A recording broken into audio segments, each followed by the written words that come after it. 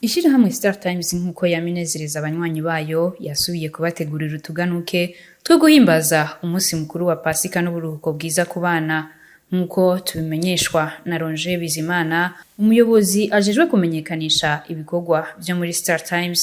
Kuri dekodere DTT yo ngaho Bujumbura dusanzwe dufite amabuke atatu. Hariho buke basique, buke classique na buke super. Iyo buke basique uyiguze wari usanzwe uri buke basique ukayigura igugwa 18 tuca tuguha uruhusha ukuraba buke classique. Hama wari usanzwe uri classique ukayigura tuca tuguha uruhusha ukuraba buke super.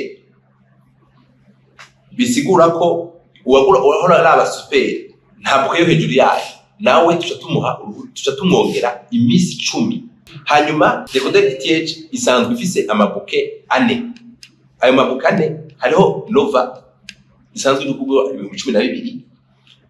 Iyo wari usanzwe uyiraba ukagura amezi 2 tuca tuguha uruhusha kuraba buke classique ni shasha muri buke DTH. Twongeyemo amashene 2, filme d'action, filme z'urukundo. Hariho shene shasha yitwa ST Movies.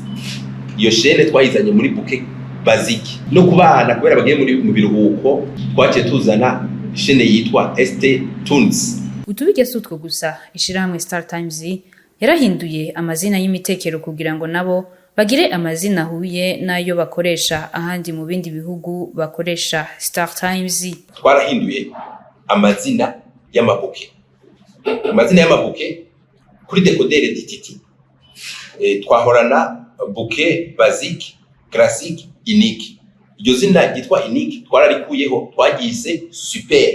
Hama kuri dekodere DTH twahorana buke smart, super, max ale global. Yahora muri dekodere DTH twayihanaguye nayo nyene twayise buke classique.